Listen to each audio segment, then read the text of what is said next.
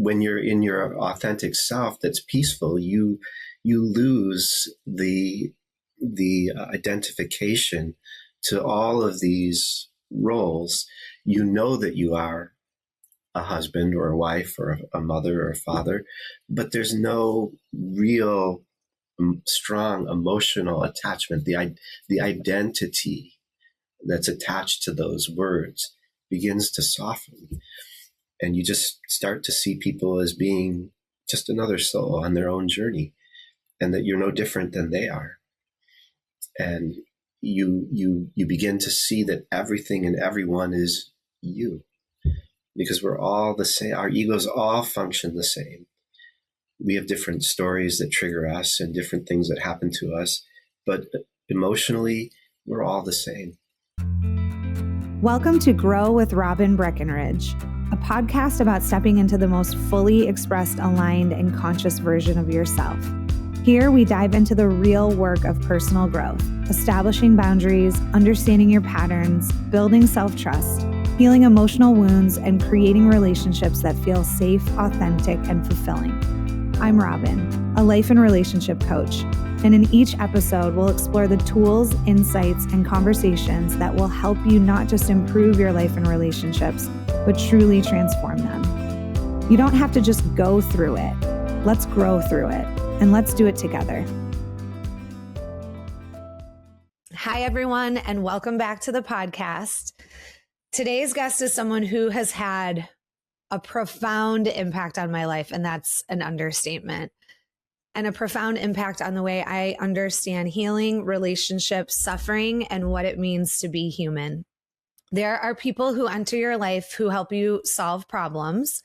And then there are people who fundamentally change the way you see yourself and the world. And Mike Morris has been one of those people for me. You may have heard me mention my spiritual dad before on the podcast, and that's Mike. He doesn't, I know I told you that I call you my spiritual dad, but I started that without his knowledge. While Mike was my therapist, he became so much more than that. And this is going to be really hard for me to get through without crying. He held space for me that I had never experienced before in my life, and it changed my life. The love I have for Mike is deep, pure, and rooted in gratitude for the role he has played in helping me become the person I am today. He feels like a spiritual dad that I always needed in this life. And not because he rescued me or fixed me, but because he saw me. He challenged me and he believed in me. Oh. He helped me see myself more clearly. Goodness. And through that relationship, I learned something that has become foundational to the work that I do today, that healing happens in safe relationships. If you've ever heard me say that trauma is often healed through safe relationships, Mike is one of the people who taught me that. Not through theory or practices, but through experience. And long before I became a coach, Mike helped me see myself, my patterns in my life through a different lens. Some of the most important lessons I have ever learned about thoughts, feelings, healing, relationship, suffering, and the human experience were shaped through my work with him. The space I hold for my clients is deeply influenced by the space Mike held for me and holds for me still. As a therapist with more than 40 years of clinical experience, Mike has helped countless people navigate anxiety, depression, trauma, grief, life transitions, illness, divorce, and loss. But what has always stood out to me most, it's not just his credentials, it's his wisdom and the space that he holds. Mike has a way of helping people loosen their grip on suffering and return to what is real, meaningful, and alive within themselves. If you've ever listened to me talk about thoughts, feelings, healing, acceptance, suffering, or what it means to be fully human, there's a good chance some of those seeds were planted by Mike Morris. It is so hard for me to put into words the gift that Mike has been in my life. And he has inspired me to hold the space that I hold for all of you guys and all of my clients. I am so grateful to share him with all of you today. So everyone, please welcome Mike Morris. Hi, Hi, Robin. Thank you.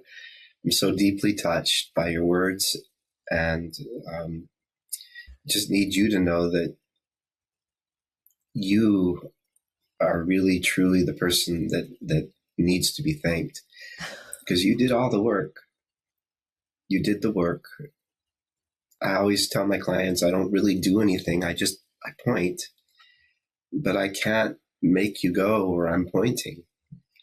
And that is your doing. That was your business. You took care of your business. And I'm grateful for your presence in my life, because as much as you think I have given you, you've given back, because this work is not a one-way street. This work is a give and take on everybody's account. And I've learned immeasurably from you and all the people that I have seen over the years. So thank you for your kind words, and just know that the gratitude and the love is returned, just returned equally and fully to you. Well, I know this episode's going to be a love fest for sure. And that was the hardest intro I've ever had to get through. I just stumbled so much because, there's so much emotion coming up. I mean, goodness, Mike, I could riff for just an hour on how much I love you and how much of an influence you've had in my life. And I took one of your sayings that I use with clients. Sometimes I don't even know if you remember that you said this to me, but you told me one time when I said, this is all because of you. I'm so much better because of you. And you said, I'm like the gas station attendant. You come to me, you ask me for directions. I've been down the road before, but I don't get in your car. I don't drive you to your location. You have to get from there to, here to there. And I use that with clients, not to deflect the gratitude that they're offering, but it's true. Like the love that's being offered to me is truly the love they have for their own participation in their journey too. Yeah. And themselves, which they learn to develop, I believe. There's a self-love that has to develop. Yeah. The quality of our relationships really depend on how well we relate to ourselves. Gosh, isn't that true? And so I'm going to start, Mike. Yeah, sorry. No, go right ahead.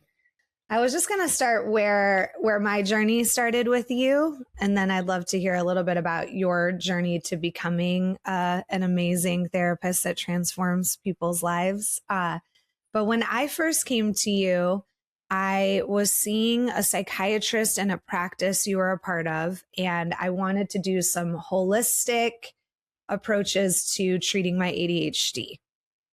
And right before that, because this is how the universe works, I was seeing a therapist and she told me, you need a male mentor in your life. And I said, ew, sorry. I was like, a male mentor. At that time, men weren't always that appropriate at that time in my life. I didn't feel safe or comfortable with men. I had never really been to like a male therapist or anything like that. And I thought the idea of a mentor, that just didn't seem like, I don't know, it didn't resonate. And I said, well, where am I going to find a male mentor? Like, how do you even find one? She goes, don't worry, like God will bring you one. And then I went to you for neurofeedback. And somewhere along the way, when you would plug those little things on my head to do the neurofeedback, you started talking to me. And you held a space I had never, ever had a man hold for me, or maybe even a person hold for me. And sometimes even now, when I get really activated, I take myself back to that. Was it a gravity free chair, or what is it? What was that chair called? It was just a recliner. It was a recliner. Just a recliner. That goes to show you. I thought the chair was magical also. just a regular everyday recliner. Yeah, you did something one time, Mike, like, you built this place where I could emote and I could be honest. And then one time you pet the back of my head because you would stand behind, you would sit behind me in the chair. And I can't tell you what that did for me. And that was something that I don't think a lot of therapists would do, or, we just live in a society that tends to be afraid of stepping out of a box. And it changed my life, Mike. I never had nurturing from a man like that. And it was so beautiful and appropriate and everything I needed. And I haven't left you since. You can't get rid of me. I would say likewise. I haven't left you, and you can't get rid of me. So Never. there you go. Never.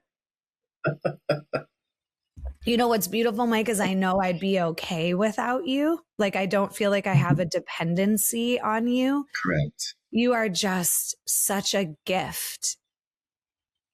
I just look at you as maybe one of the greatest gifts of my life.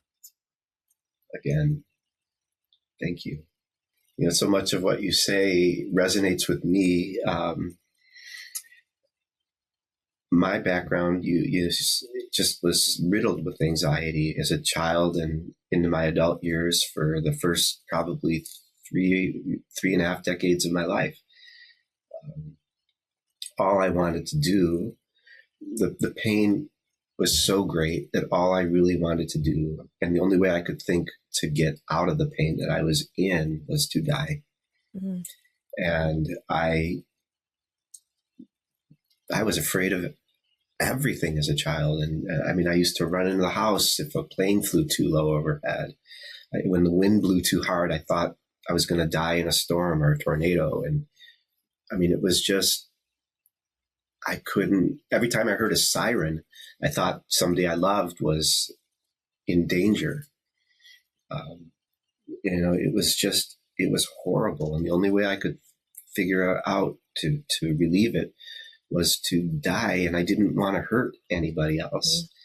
So I took a lot of risks, and I did a lot of really, really risky things because I wanted to make my death look like a tragic accident instead of a suicide. Mm. I didn't want to hurt any.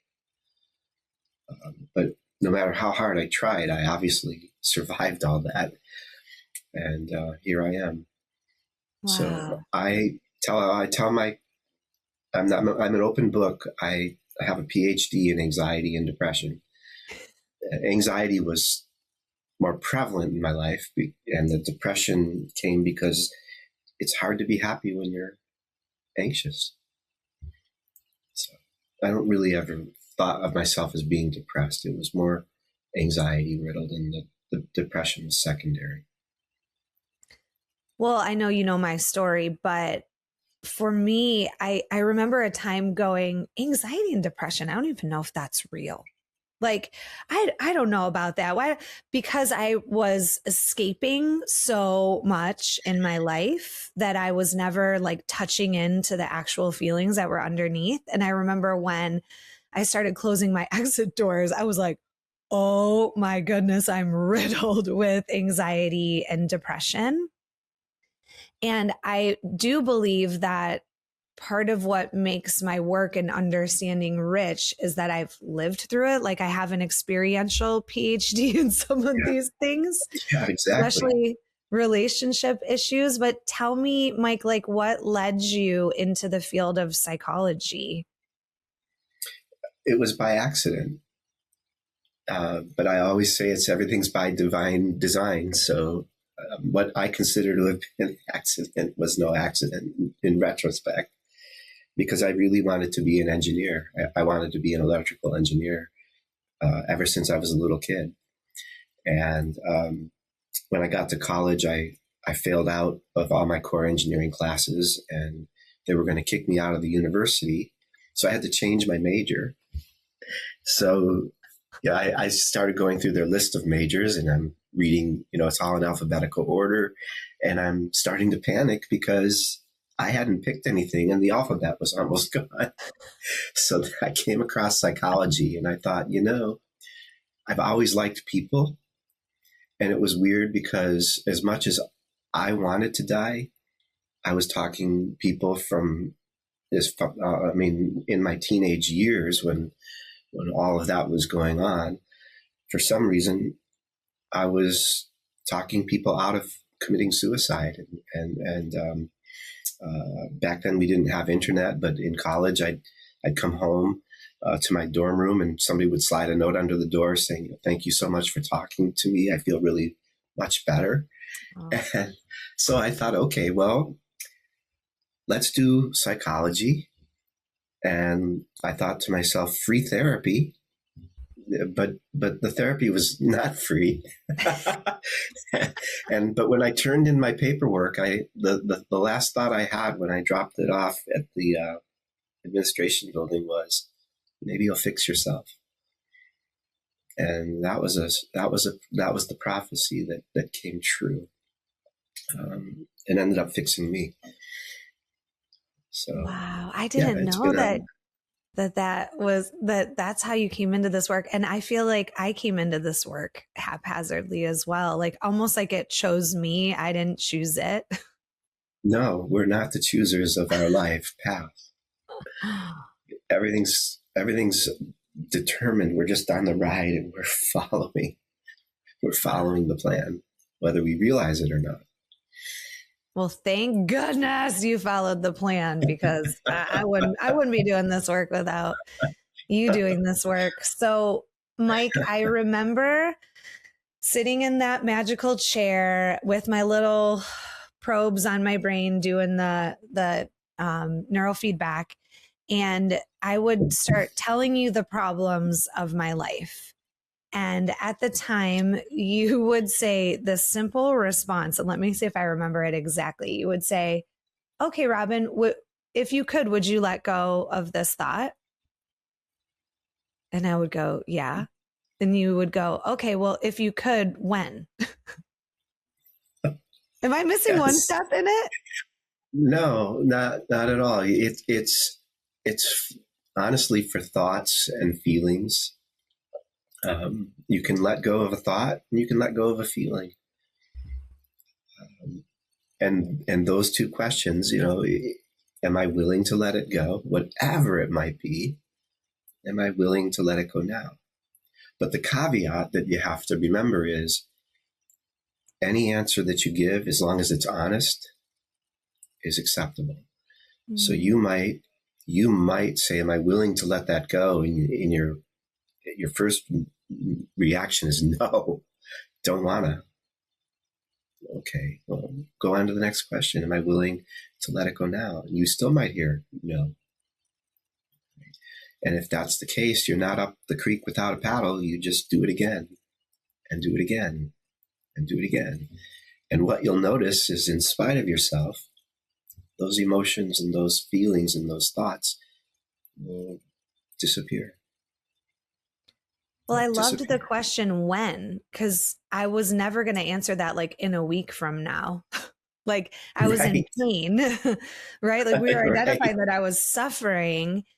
Exactly. And so, to me, your work is so like, you can't put your work in a box, much like I can't put my work in a box either. I can't just call it life coaching and be done with it. It's so much more than that. And I feel like the work that you were teaching me was really like spiritual based, that you were really looking at the relationship you have with your thoughts and feelings, not just from like a psychological model. So can you tell the listeners, like, can you help them understand the relationship between their thoughts and feelings, or their relationship with their thoughts and feelings? Sure. The way that you can conceive it is, you get a thought or a feeling, and if you really take a look at it, it comes out of nowhere. You aren't the thinker of your thoughts, because if you truly had control over how you were thinking, you wouldn't let these thoughts come in the first place. You wouldn't allow disturbing thoughts or disturbing feelings in. Yeah, I mean, that would just stand to be logical reasoning, right? Who would want to produce those feelings? No and one. Who would want to have those thoughts? So you're not the thinker of thought. The thought comes in, enters what I call your awareness. And at that point, you have a choice. You can go up and intertwine yourself with those thoughts and feelings. And then basically what ends up happening is I call this your authentic self, or the part of you that's inherently peaceful. And this is something, our thoughts and feelings come from a place of what I call egoic self. So the authentic self, which is by nature very peaceful and undisturbed, identifies with these thoughts and feelings. And then the ego takes you on the ride that you're riding, and you're on the roller coaster of life. And that's where you start to think, what's wrong with me? Or why am I feeling this way? And when you're intertwined, you can't separate from that. So letting go allows for the separation. And what happens is when you let go of a feeling, you feel that inherent relief from whatever feeling you might be experiencing. And you create what I call a temporary separation. So it's sort of like I also talk about our relationship to our ego, our thoughts and feelings as Velcro tape. When you take Velcro tape out of the box and use it for the first time, it's very sticky. Mm. But as you use Velcro tape, it loosens. It doesn't have the same adhesive qualities. It begins to become frayed, and sometimes it won't even work anymore. And that's what ends up happening is your thoughts come in, and they enter the space of this awareness, and the awareness just sees it as a passing cloud or a temporary visitor. And you begin to realize that this peacefulness, this relief, this inherent, what I would like to call imperturbability, never leaves. It's always available to us. And it's just really when you were a kid and you lay down on the grass and you're looking up at the sky, you see these clouds going by. You know, the sky doesn't mind that there are clouds. You know, the clouds from the ground look very solid. And if you were, somebody give you a rope and you can't lasso a cloud and bring it down. It's just water vapor. But from here, they look real solid. They look like ice mountains, or, the airplane doesn't panic when it's heading for a cloud. It goes right through it. And the sky, you are the sky, your undisturbed awareness.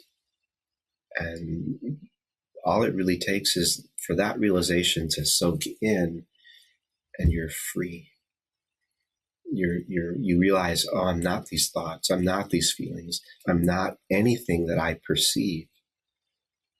I'm just this open awareness that has always been here and is unchanged, and has been unchanged since I was a kid.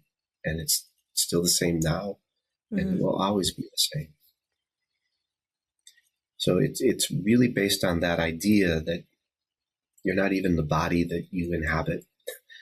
You're aware of the body. The body appears in this awareness. Or to say it just a little differently, if you're seeing me on a screen, the screen doesn't think that it has an identity of Michael Morris or Robin Breckenridge.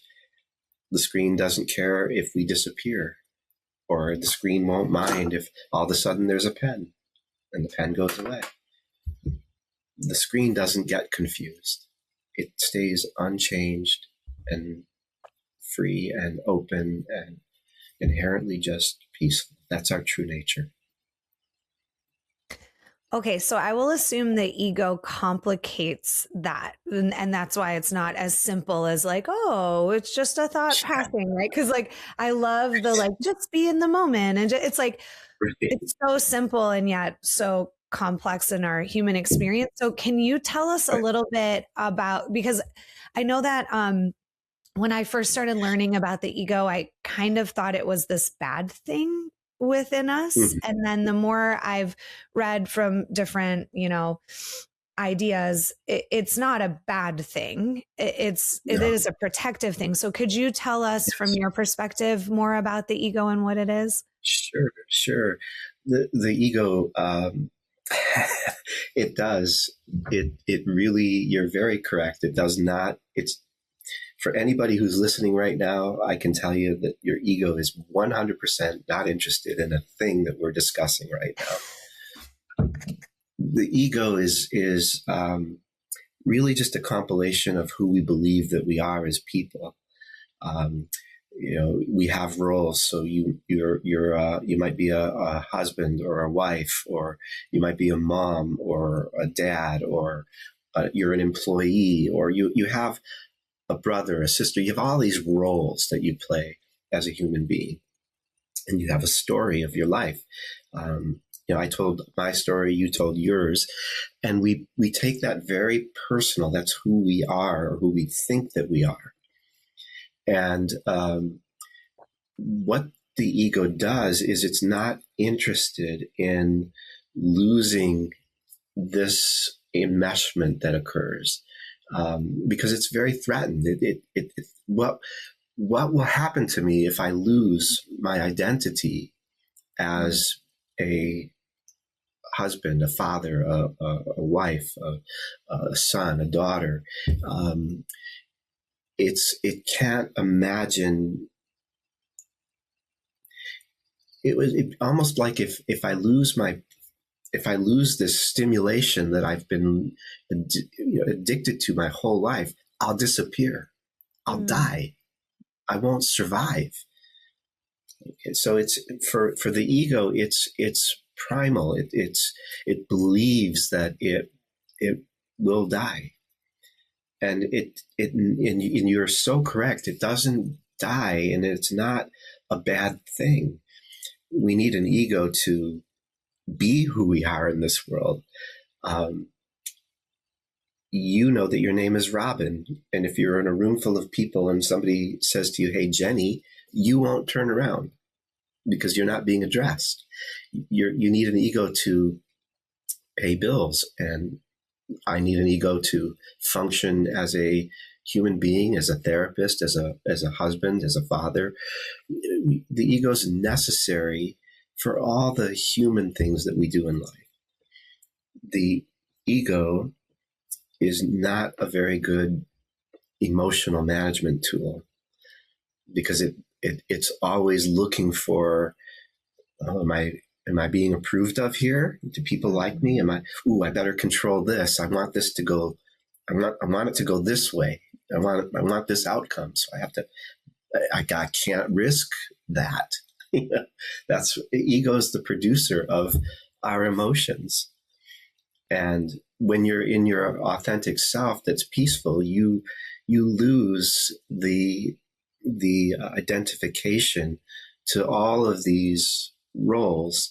You know that you are a husband or a wife or a mother or a father, but there's no real strong emotional attachment. The identity that's attached to those words begins to soften, and you just start to see people as being just another soul on their own journey, and that you're no different than they are.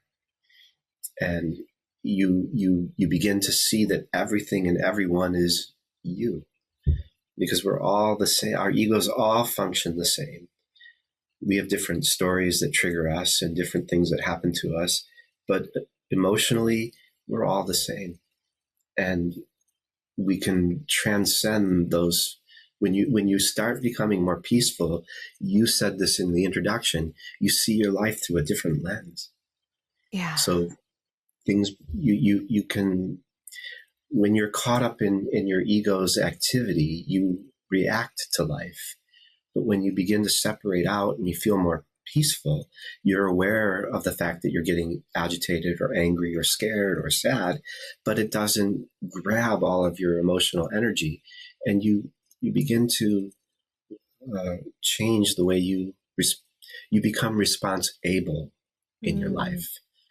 You can respond to life when you're not. How many times have we gotten angry and said something out of anger only to regret it later? Because that's an egoic response. That's a knee-jerk reaction. But when you have anger and you're not getting entangled with it, what you say and what you do will be totally different. from when you're invested in all that emotional energy that constricts us and makes us small. You gave me a piece of advice one time. You said, ego can be on the board of directors, but not the CEO of your life. Yeah. It's no longer the chief emotional operator of your life. It's the cheap emotional operator of your life because it doesn't do a very good job. It will tell you where the potholes are, like, the obvious things, like be careful. There's this to look at, and that's fine. You can take all that into consideration. But we're often so limited by our feelings. Our fears keep us from doing things that we might otherwise go ahead and try. But what we don't realize is that if we don't try, we're going to fail, just like our ego predicted. So, our fears become self-fulfilling prophecies. So, there's so much loaded in this. I feel like this is the layered work of getting even underneath, like believing your thoughts and feelings and believing your ego. And I know that pausing and agency is a luxury that we don't have when we're in trauma responses or when the ego is fueling our maladaptive protectors. So I know that a big piece of my work is just getting people to slow down enough and to develop a relationship with themselves and learn how to trust themselves, that they have the luxury to pause and get curious with what their thoughts are saying and what the ego is saying. But what I've noticed with our work, Mike, is, I've done a lot of like therapeutic work, and I used to go into my talk therapy and gear up like, which problems do I want to go talk about today? Like on my drive-in, like who pissed me off and who did something to me and where am I a victim in my life, without knowing that that's what I was doing, And then I'd walk out of there maybe even more righteous that someone hurt me and that, my childhood traumas continuing or whatever. And then I would go to you and you would like shut it down immediately. Like I didn't talk long. I didn't go into long drawn out stories of everything that had happened to me. You would have me challenge the story I was telling myself. Right. Exactly. And as soon as you would challenge that, and like, sometimes I would challenge you too. If you'd be like, like, do you want to suffer? Like, would you end this right now? And I'd be like, but you don't understand. There's more. Like, and then he did this, and, or whatever.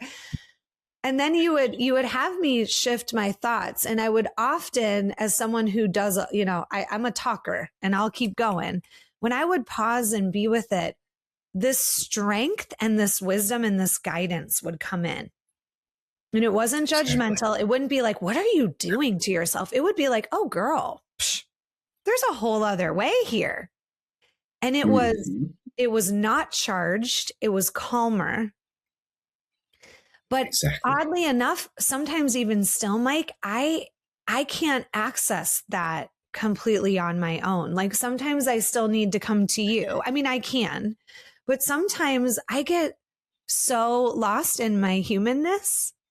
Like I believe some of the stories that are happening, and I just need to go to you and have you just do a little challenge of it. And then I'm like, oh, well, everything's okay. Oh, and I forgot I'm powerful. And I forgot I don't need to carry these beliefs, or maybe I didn't even know I was carrying those beliefs into that particular story. So can you share with us a little bit, like how our thoughts and believing our thoughts and the story we tell ourselves, like how much that impacts the level of suffering we experience? Yeah, that's a good question. Well, when we're confronted with a problem, we tell ourselves stories about whatever's coming up. You get fired from your job. Okay, so that's a problem. What goes through your head? What did I do wrong? They don't want me. They don't want me. I knew I was no good at this. Whatever it is, the ego will give all kinds of commentary about it. And so one of the easiest things to do, and I have to credit Byron Katie for this, is you just ask your thought, well, hey, can you prove that? Is that a guarantee? Is that 100% true? And what do we know for sure? Not what, much. if anything, do we know for sure? Nothing. I don't even know how I got here or where I'm going. Exactly. That's exactly right.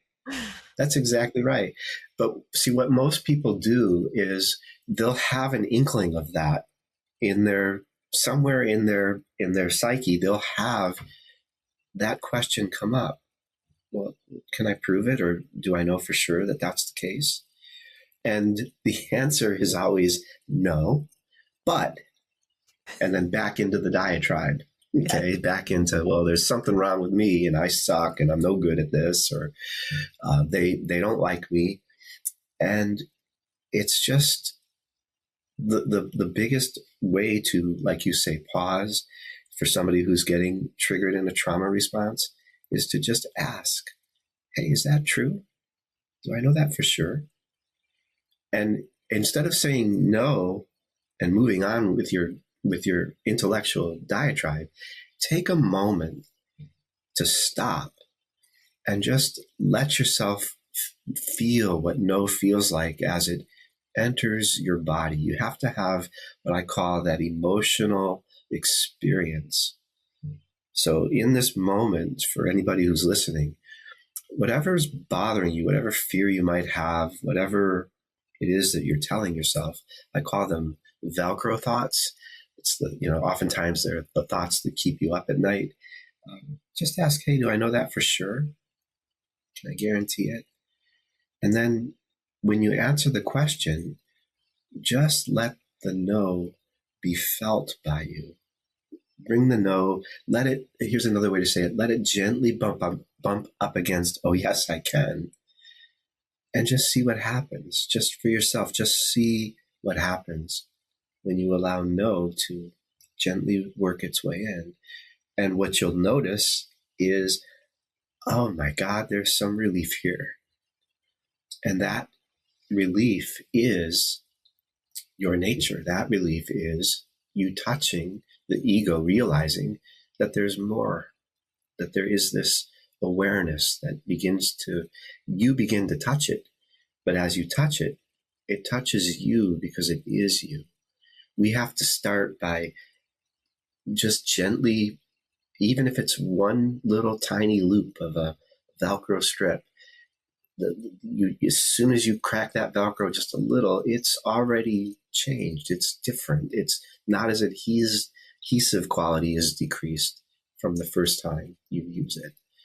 So you separate out from your ego's grasp and you begin to naturally feel just more peaceful and more positive. So in my work, I call it the first and second voice. Like, I feel like my protective, maladaptive, protective voice, if we want to call that the ego, tends to speak first. Of course it does. Yeah, it's a loudspeaker. And I did not know how to get curious with it before. So it just felt like truth. Yeah. Unquestioned. Yeah. And then my body would brace for that truth. I'm putting in air quotes, right? Like that story. And then I started to get curious with that first voice because it would often encourage me to self-abandon, to stay enough. It would encourage me to prep for the worst case scenario, whatever that is. And then the second voice started to emerge. And it was softer and kinder, but it wasn't the implicit response. And over time, I didn't know which voice to believe in the beginning. And I think that when you've had a lot of disappointment in your life or, unfortunate things have happened, you start to really prep for the bad things to happen again. Of course. That's what ego does. Ego anticipates the worst. Right. And notice I called them bad. I called them bad. And then I think back like on some of the quote unquote bad things I would come into your office with. And now I see them as some of the biggest gifts of my life Exactly. because of what teachers they were and the wisdom that I was able to alchemize. So like from this Yes. vantage point in my climb, were they bad experiences? No. No. Uncomfortable, Right. yes. Yeah. But then Yeah. even in that, I can see the gratitude of like that therapist saying, go get a male mentor. And then I walk into your office and the universe aligns me with the most profound emotional relationship, one of them of my life. You know, it's like, even though that bad experience was happening, the universe aligned the right teacher, the right support. And I just look back on it as it wasn't a bad thing. It was something that was stretching me and growing me. But the amount of suffering, Mike, that happened in that was profound. Of course it is. And it needs to be recognized, and it needs to be honored, and it needs to be processed in a very healthy way. When you're having a nightmare, you wake up from it. And nightmares are oftentimes emotionally painful. You know, they're very, very painful emotionally. And the wake up is what a relief. I woke up from a nightmare and I'm okay. So life hands us pain, and pain is the spiritual alarm clock that will wake us up from what I call the waking dream of suffering and pain.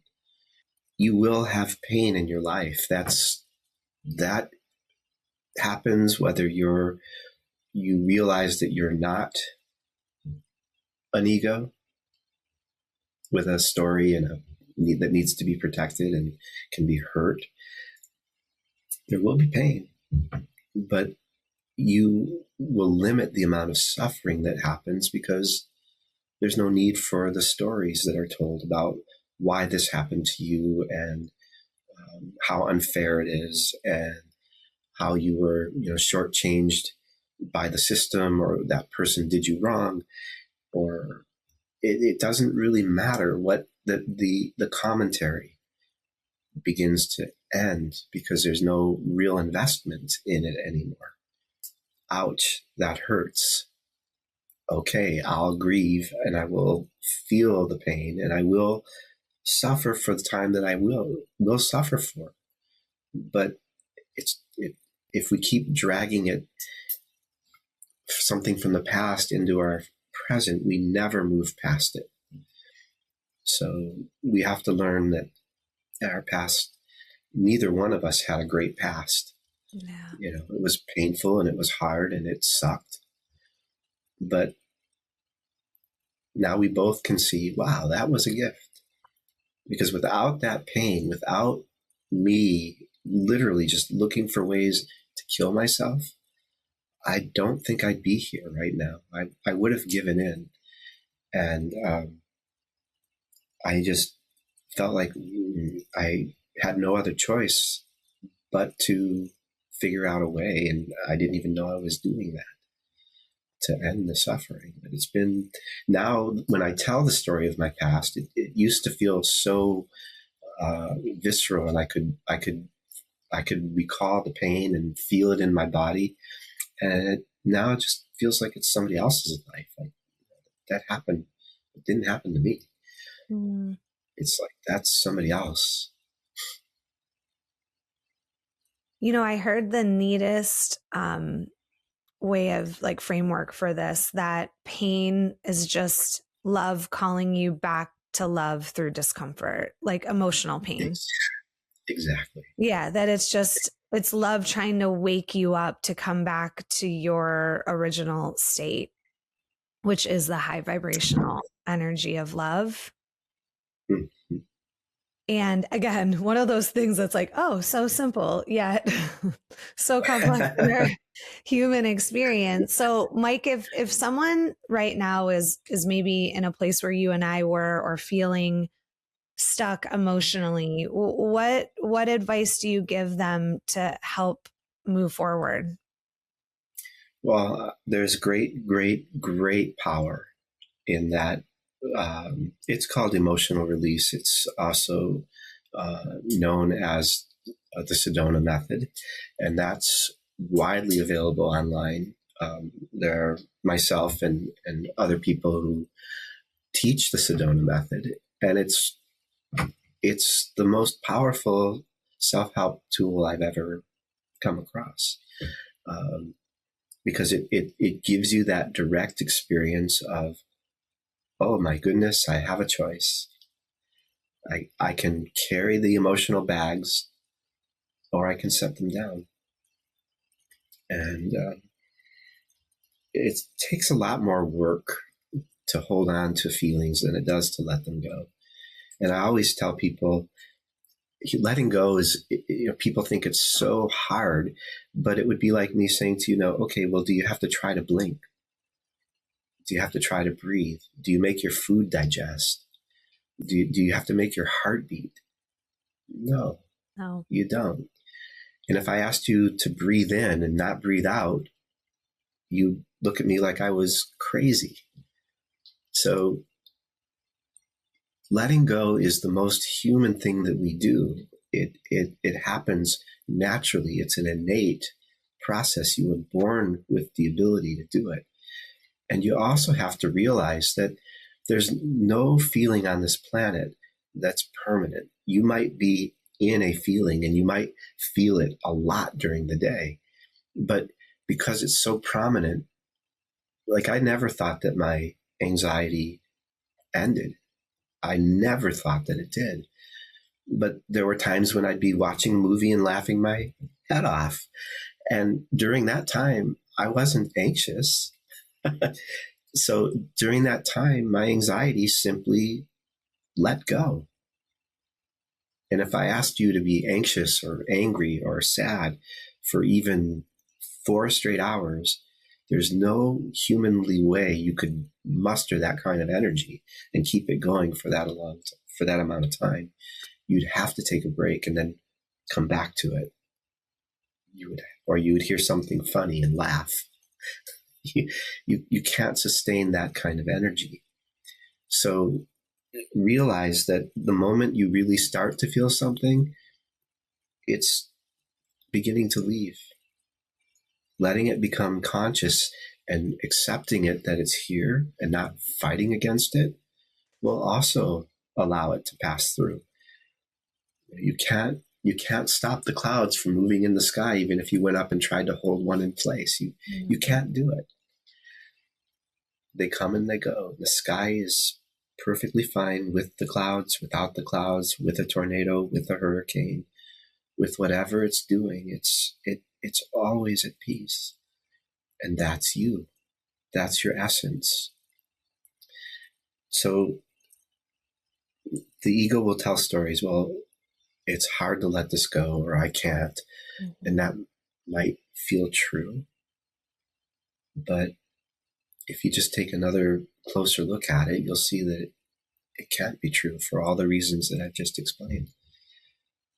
You're going to have other feelings coming in, passing through. You'll start to realize, oh, I don't have to pay any more attention to them than I do to the clouds in the sky. Yeah, I remember you telling me if you only inhaled, you would die. Yeah. Right? Like we exhale, yeah. We let go. We have to let go. Yeah, we constantly do it.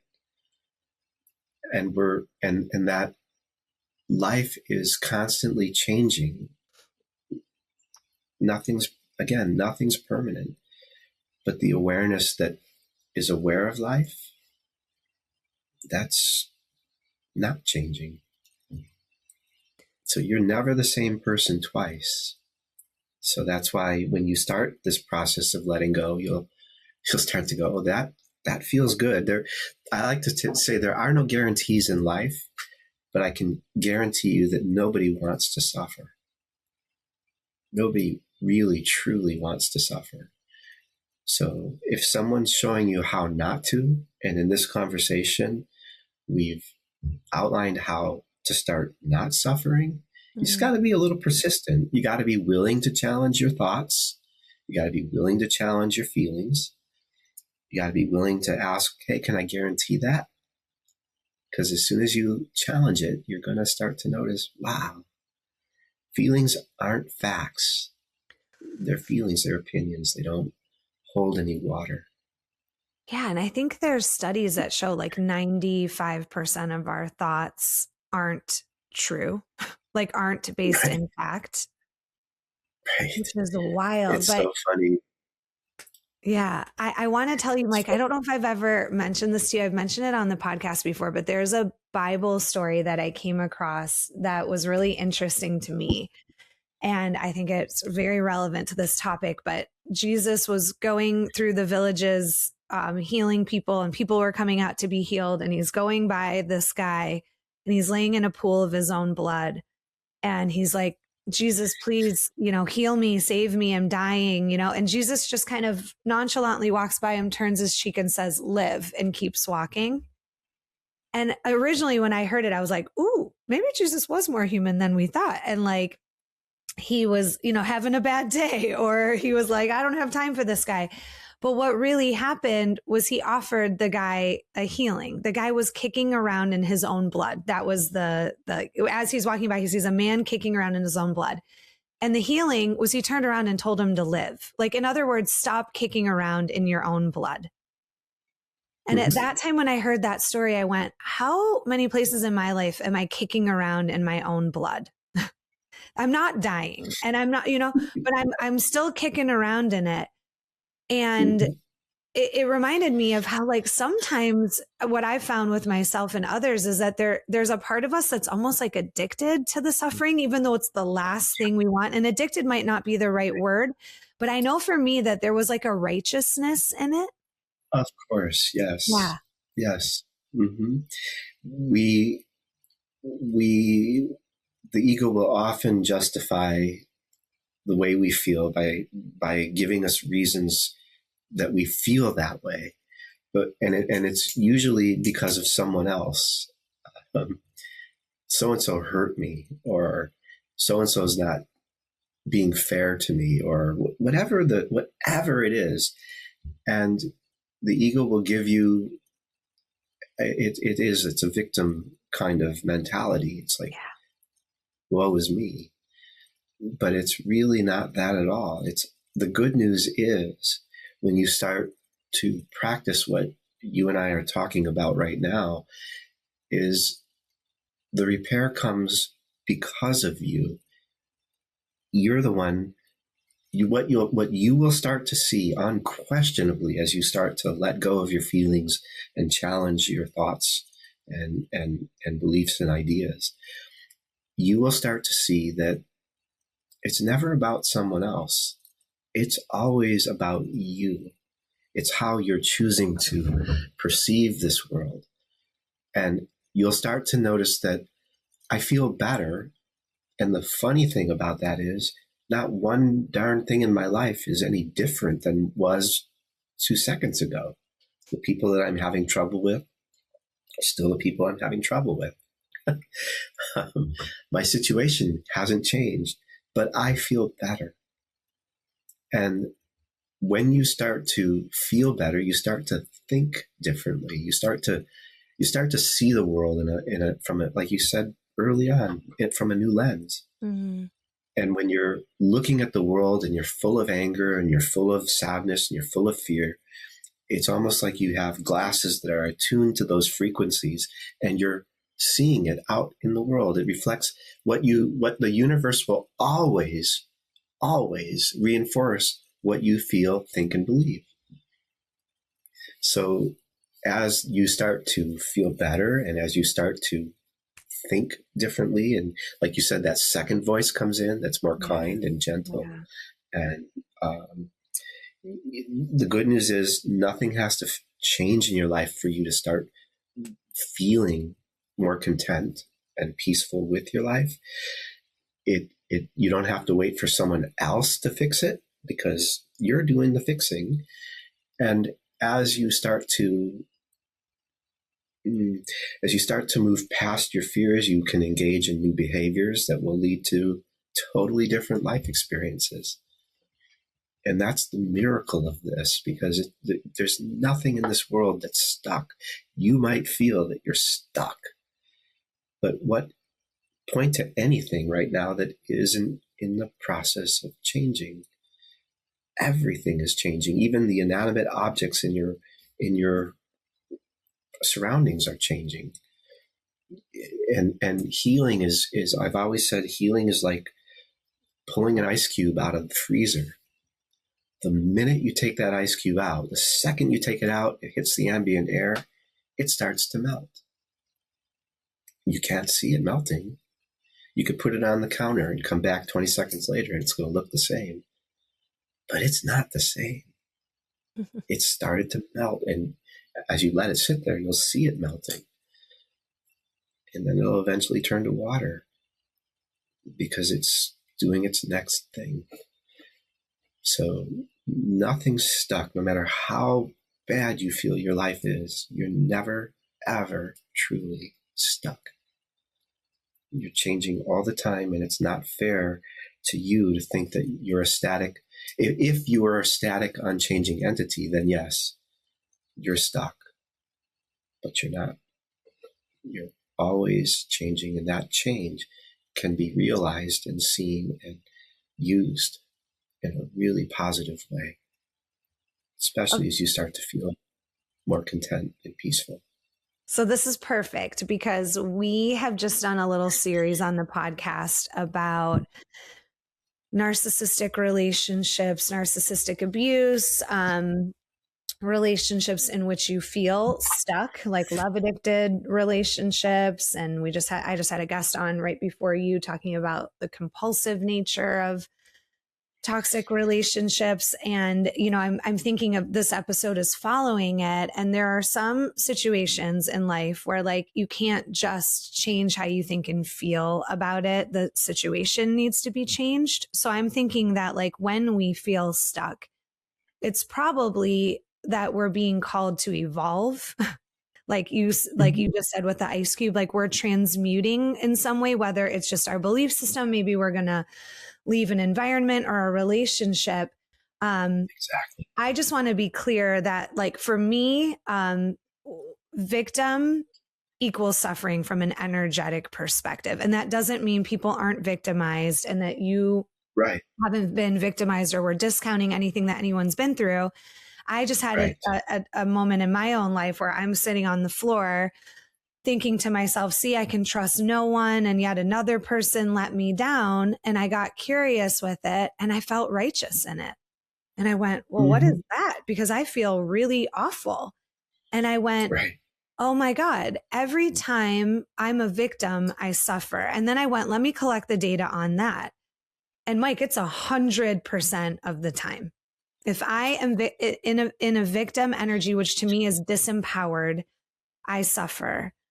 So I just want to be clear that because we're following up on that topic, that if you are in a situation that is not honoring you, that is abusive, that is not meeting your needs, it's not about changing your thoughts or feelings about that relationship. It's about looking at your relationship to suffering overall. Right? Because there are times I've come to you, Mike, where I'm like, oh my gosh, I'm stuck in this. And we work on the thoughts and the feelings. And the reality that I am protesting or resisting is that I have evolved out of something that my fear is still keeping me in. Right. Exactly. And that's a very good point. And I'm so happy that you brought that up because that needed to be clarified. Yeah. So thank you for that. Yeah. No, I mean, it's just perfect timing because this topic about being stuck And of course it's 11:11 on my clock. So perfect. Remember time right now. But just that idea of being stuck, you know, is so individual to people.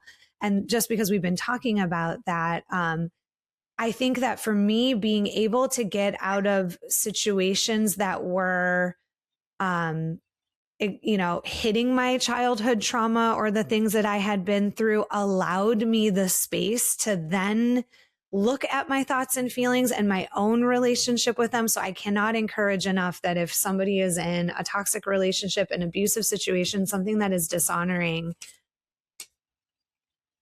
it's okay to have boundaries. It's okay to get into action. Oh, absolutely. Absolutely. And that needs to be done. And like you said, when you start to look at, well, what's preventing me? Because oftentimes people know that they're in an abusive, toxic, horrible relationship. Yeah. What's preventing you from getting out of it? Oh, how am I going to survive? This guy or this person or this individual takes care of me. How am I going to support myself? Oh, well, that's assuming that you will end up having to support yourself. You don't know what your life is going to look like in the next moment. So it's a lot of fear that will keep people in bad relationships. So you have to, you can start looking into those fears and start to take them apart. And let's see if they're really valid. Let's see if they're really true. They're not. You know, Mike, I missed that part we talked about in the episode on narcissism, the how complicated it is sometimes for people to get out of them and why, you know, their loved ones are so frustrated. But I did not talk about their relationship to their thoughts and feelings as that being, I mean, it's probably implied, but like how specific that it is. I mean, it's the fear, it's the time traveling, it's the catastrophizing and the black and white thinking that comes in that will keep you somewhere that isn't safe, that you don't even want to be in anymore. Right. Yeah. And that's what ends up happening. It just, if you can take a look at what it is that's keeping you bound up, you can start to become free of that too. Yeah, absolutely. Oh, what a gift you are. What a gift that you're on this podcast. Okay. So Mike, I'm going to wrap this up and then I want to just talk about one more thing about you and then we'll kind of go forward. But after this conversation, if there was a piece of wisdom that you hope someone takes from this episode or a piece of wisdom you'd like to impart to the listeners, what would it be? I know you have so much. Yeah, the easiest thing to do is just take a moment to sift through your feelings and ask yourself those two very basic questions. Don't change the wording. Don't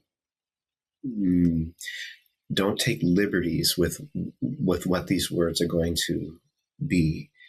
Make sure you stick to them. And again, answer them honestly. Whatever feeling you're feeling, and if you know what it is, you can go ahead and label it. If you don't know what it is, you can call it it. If it's a bunch of feelings, you can put it together in a big ball and just call it it. And as you're feeling it, just say, am I willing to let this go? And then just answer the question with a yes or a no. No commentary, no judgment. Just yes or no. And realize that saying no is just as valid as saying yes. Be honest. Be honest. And then when you've answered that question, am I willing to let it go now? And then again, just a yes or a no. And what you need to do is just keep doing it. Just keep reassessing it, seeing where it is. And then, am I willing to let this go? Am I willing to let it go now? Again, always just being honest. And watch what happens over time. The more you do that, the better you're going to feel. The more you stay loyal to it, the more it will take care of you. Do it even if you think that, nothing's happening. Or, gee, I let go and it came back. So what's the point? I don't want to do this anymore. It's like, no, no, no. Remember, it's Velcro tape. Okay. These feelings are sticky, and just keep softening that Velcro tape. Over time, it loses its grip and doesn't have the same impact on you. And then the other part of it is especially great for fears. Hey, can I guarantee that is 100% true? I'm afraid I'll lose my job. I'm afraid somebody's going to leave me. I'm afraid of X, Y, or Z. Is that 100% true? Can I guarantee it?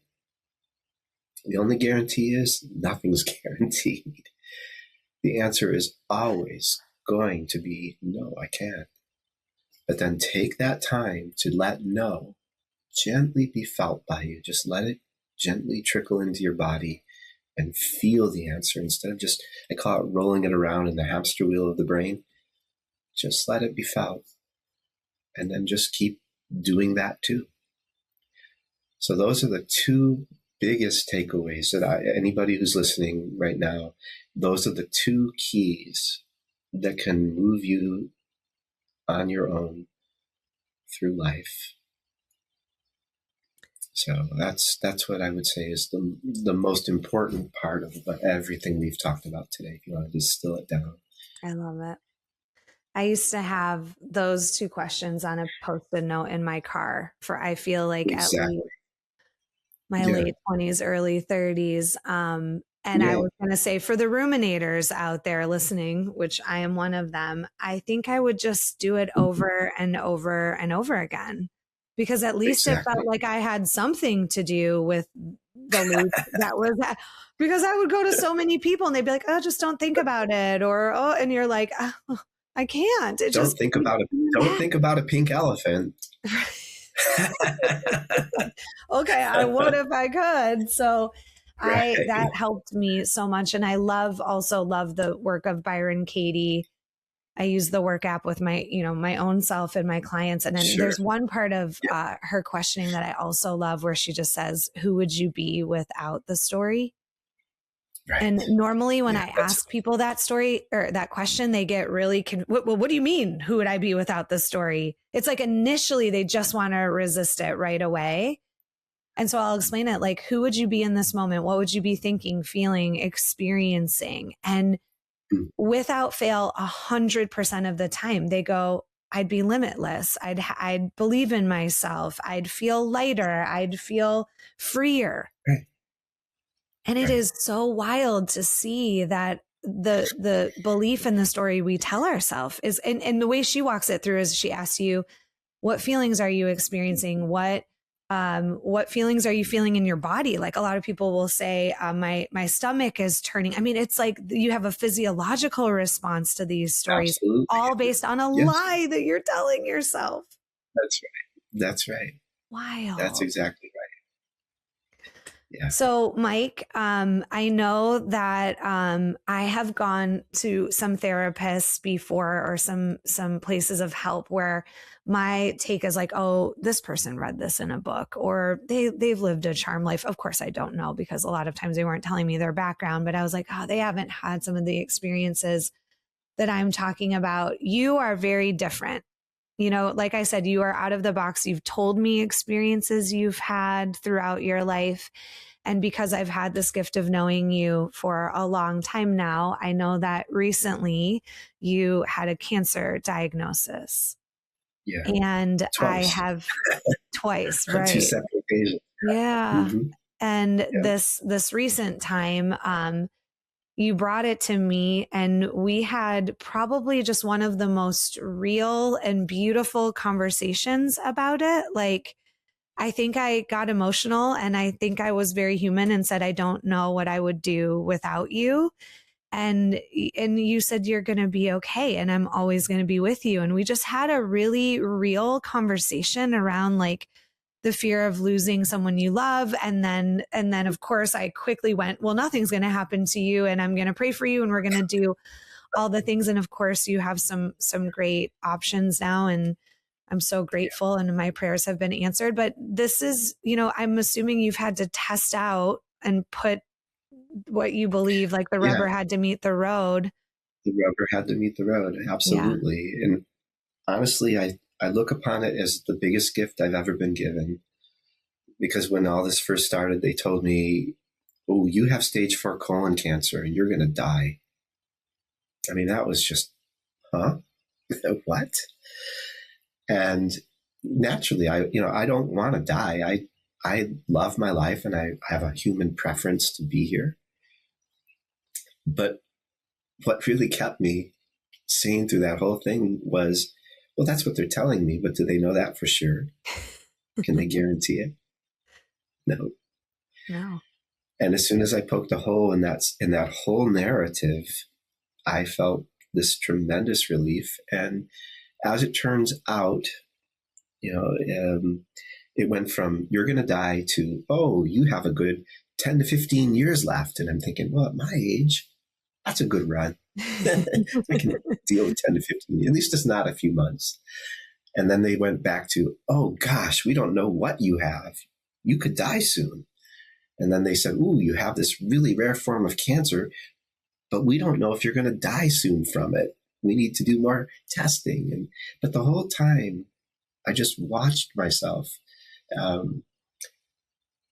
I ride roller coasters. I like getting on them in real life because they're fun. So sometimes I pick up my bags and poor me, and I'm scared to death, and I don't want to die. And what am I going to do if I can't be here anymore? And then I realize, ooh, all that weight, all that emotional weight, and it's right now it's 11:23 on a beautiful Tuesday in June, and I can let all my fear destroy this moment, but I'll live in my moment and leave the fear behind. And that's all I have is this moment. I don't have a future. It's just thought up. It's just made up. I don't know what it's going to be, so I don't have to commit to anything. And I'm okay. And in this moment, I'm okay. And you're responding really well to the treatment. Yeah, the treatment's working, and I have surgery coming up that I'm looking forward to. It's going to be very extensive. They have to take out my thyroid, and they have to take out lymph nodes in my neck, and there's a lot of risk. But I don't have to worry about that either, because I feel I have a great surgeon, and what my life will look like after that, I'll find out. But I don't need to go there now, because I just stay right here, right now. This is all I have.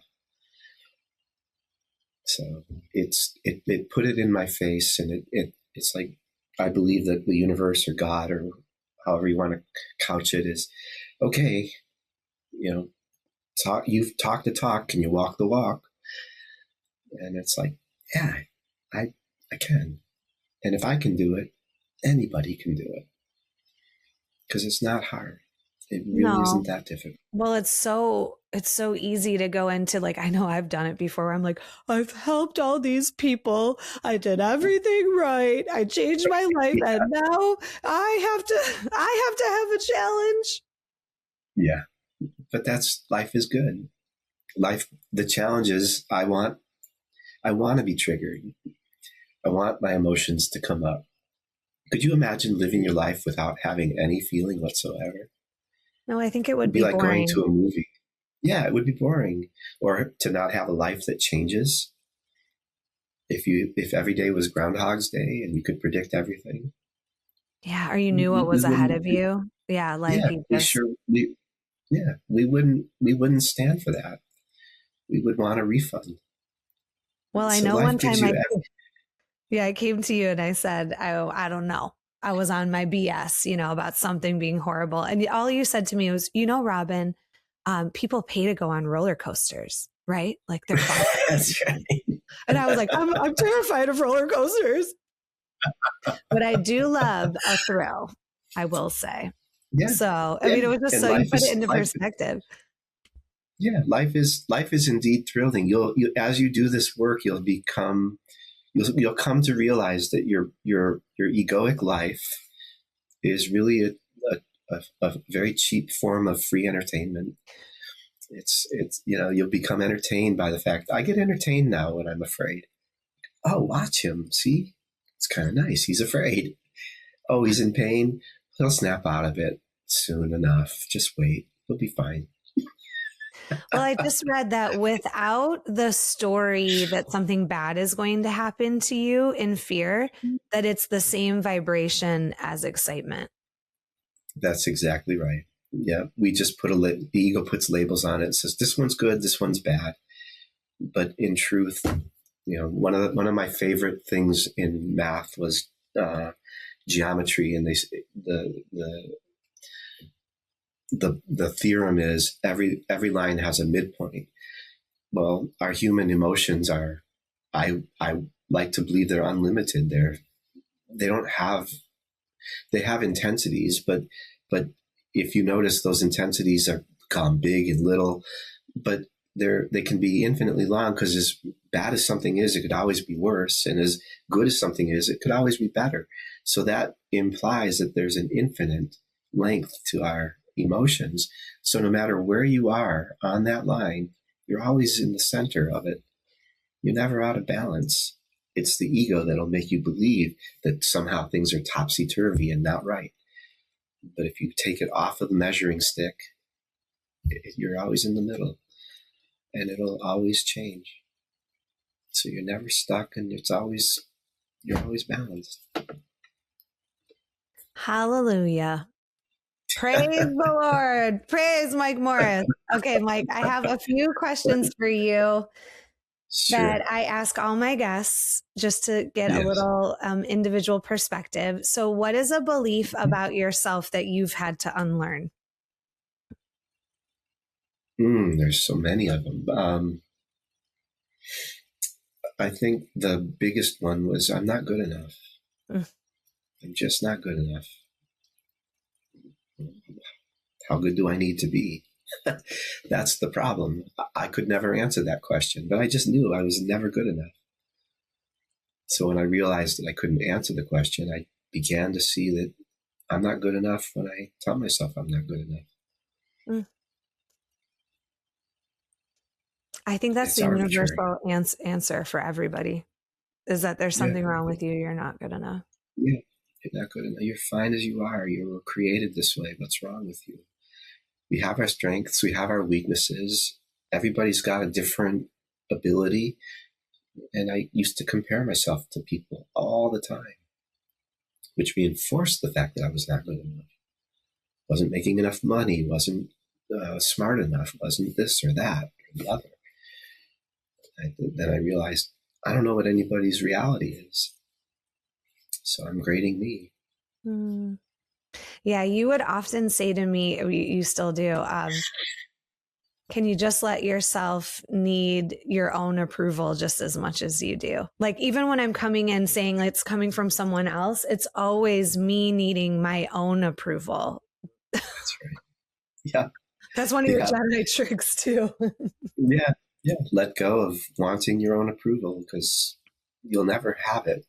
Yeah. Because you can always do something better. There's always, you don't need that belief. You don't need that belief. It keeps you running, keeps pressure on you all the time. What would be the crime if you started?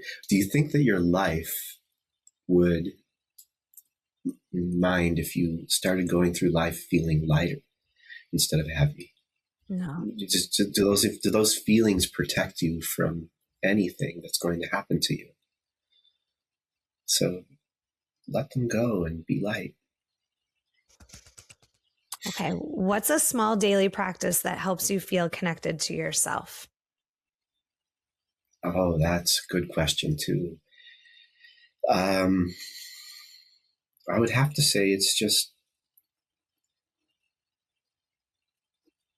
I always just let myself go into everything being how I'm going to be in the moment. I don't, when we were talking about this podcast and my appearance on it, part of me was going, well, what are you going to talk about? Do you have stuff prepared? Do you write things down? Do you want to make sure you have certain points? Like, no. I'll see where it goes, and wherever it goes, it goes. However it sounds, it sounds. And I don't have any control over that. So I'll enjoy And I am enjoying this time with you and with hopefully the people who are listening are getting something useful from this. And that's my prayer.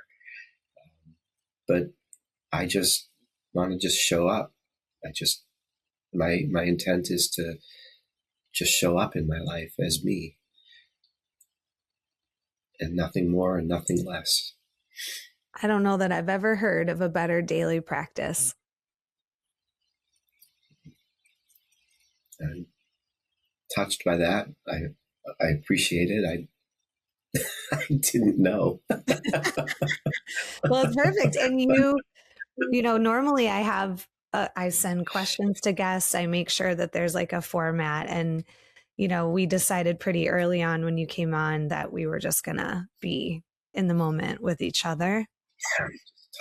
Yeah. And that's so beautiful. So what is a piece of advice that you've received in your life that changed something?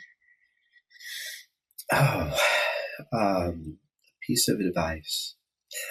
Yeah, 2 words. And we've gone over this so many times in our discussion. Let it go. Let it go. I mean, it's like somebody once asked me, you know, ego gets involved and it wants to. I have this little idea that ego says, if you figure me out, then I'll leave you alone. So if you understand why you are the way you are, then you can then let it go and be free of it forever. And so very early on, I'll never forget this. It was Hale Dwoskin, the guy who actually markets the Sedona method. He said to me, Michael, would you rather understand and then let it go? Or would you rather just let it go? And to me, that was like, number 2. Oh, that's a no-brainer. Yeah. That's the whole point, Michael. Take your brain out of it. Don't complicate this. That's great. So that would be the biggest piece of advice. Just let it go. It sounds easy. It truly is, as long as you don't think too much about it. So is there a book that has deeply impacted you that you would recommend to others? Oh, yeah, there's a couple of them. Eckhart Tolle wrote a book called The Power of Now. That was one of the first books I think I ever read that touched me deeply.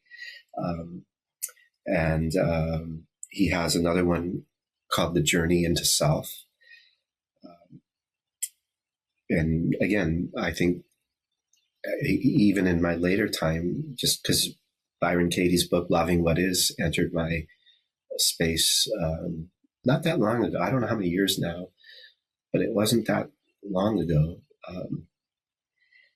Her work is just beautiful and simple.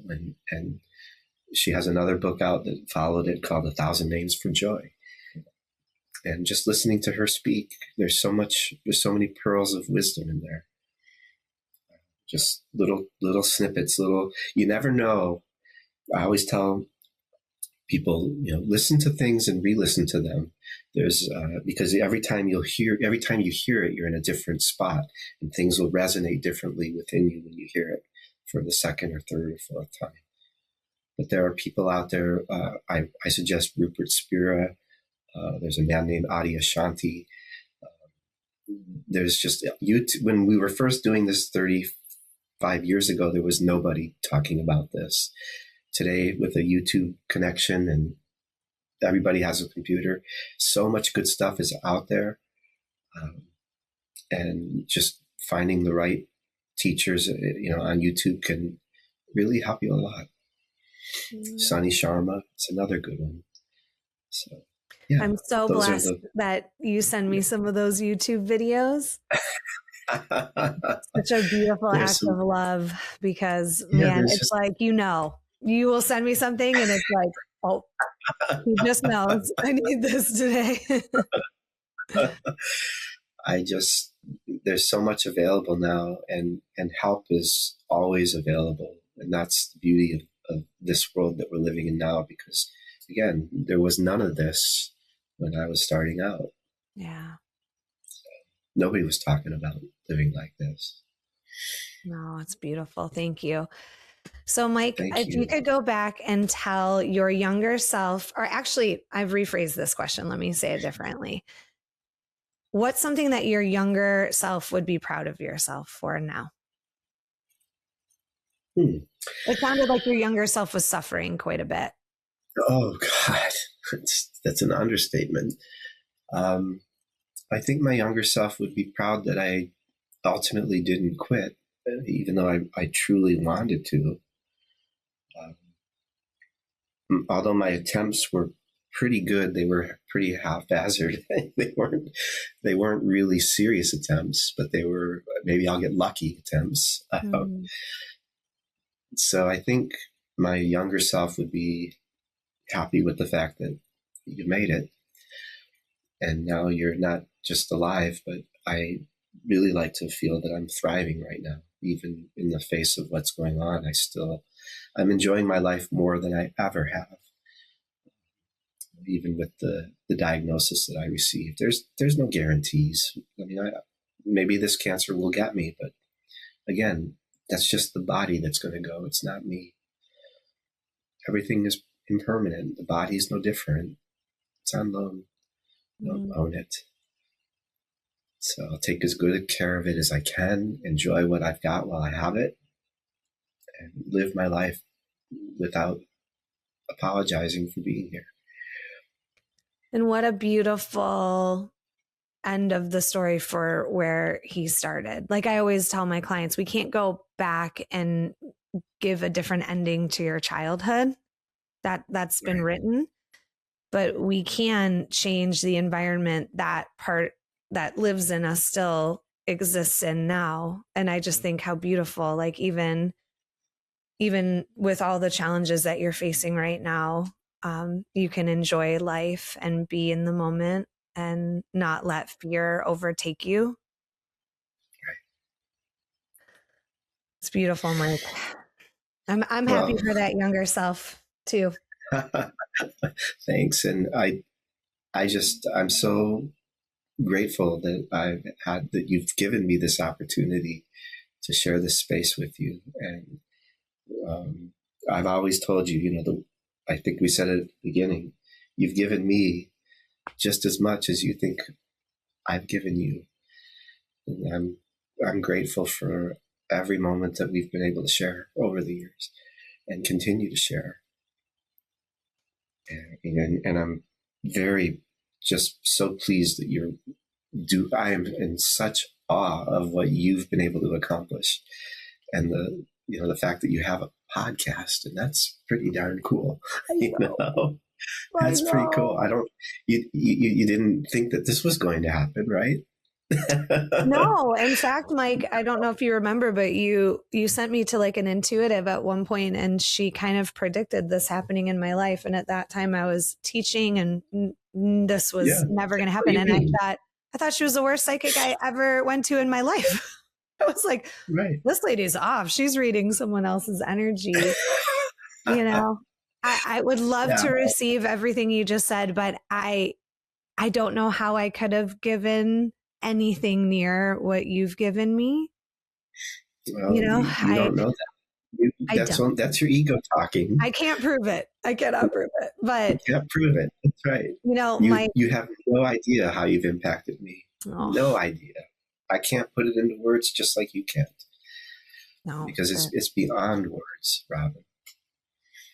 It's beyond words. It is beyond words for me. And I just want to share that at my lowest moment of my entire life, when my ego was really, really kicking and I didn't really want to be here either, and I had a hard time getting off my bathroom floor and eating and showering, and I came to your office to get some sort of help and reprieve, and I couldn't even drive a car because I was so dysregulated. And my mom drove me, and she was waiting in the waiting room, and you opened up the door and you just went right by me, said hello, and you went right up to her and grabbed her hand and said, "Thank you for bringing her into this world." I remember that. When I felt like the most defective person in the world. You went and told my mom, thank you for bringing me into the world. And I know that that's one of the most beautiful experiences my mom ever had, because she talks about it to this day. And I remember kind of watching it, being so perplexed, like thinking, wow, Mike is really nice. Like he must be trying to be really nice. And you never talked to me about it. We didn't go in your office and discuss it. I think I went in and just started barfing up all the problems I had going on. But I can't tell you that for someone to believe in me and thank someone for me being in this world when I thought the best thing I could do was maybe get out of this world was just one of the greatest acts of love I've ever been a part of.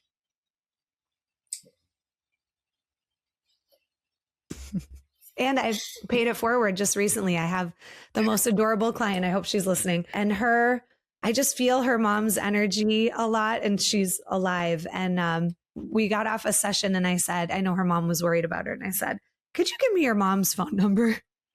And she goes, okay. And I text her mom and just said how grateful I was that she brought her daughter into this world and what a beautiful light she was. And the mom, wrote me back sobbing and was just so grateful. And that's just one part of one example of how you've influenced the space that I hold for people. But there is not enough of the English, meaning in the English word, thank you. Right. That's the problem that we run into.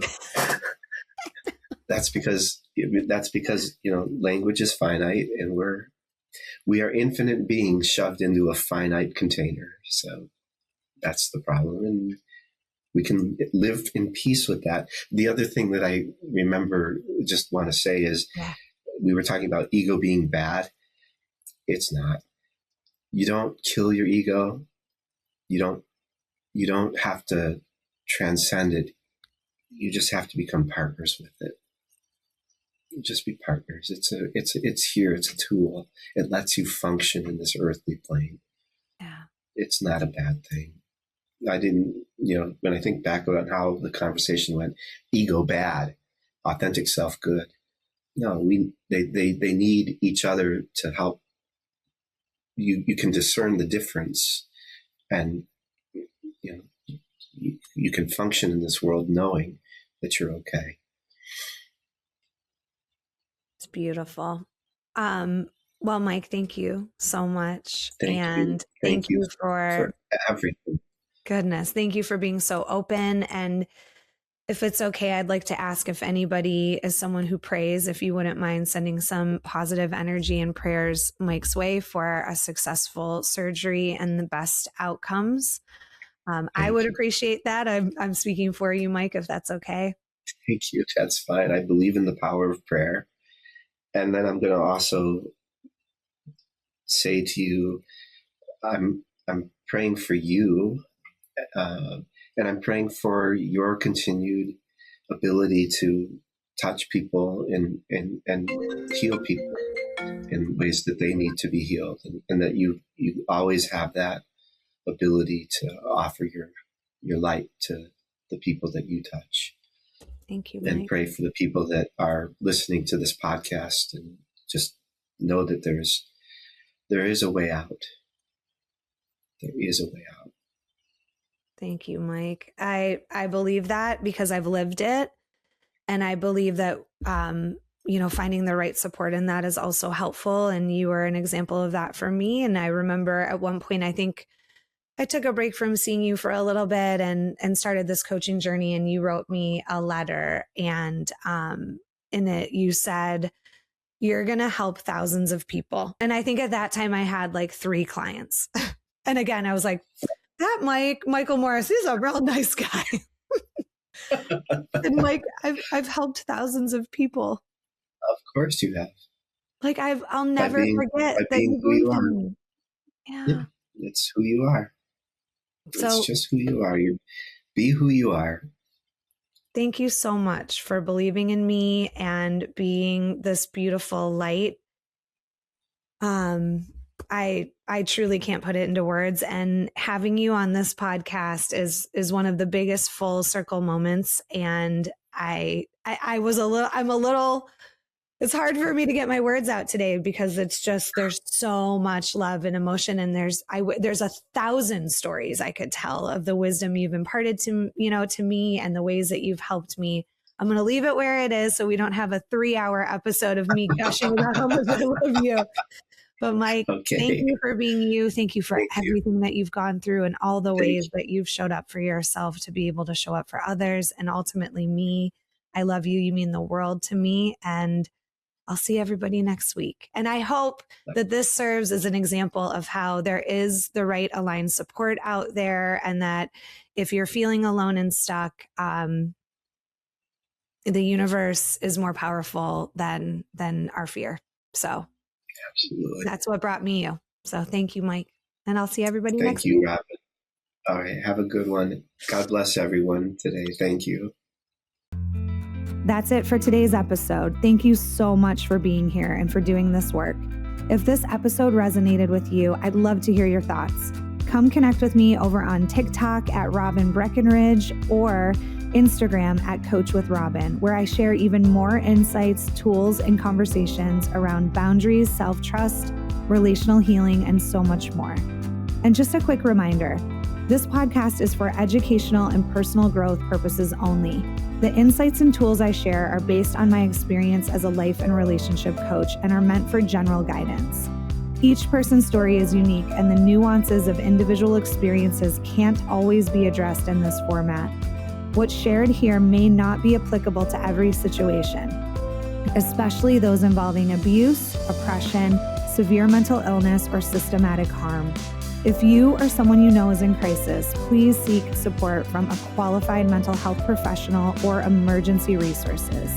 Thank you for listening and for showing up for yourself in this way. Take care, and I'll see you next time.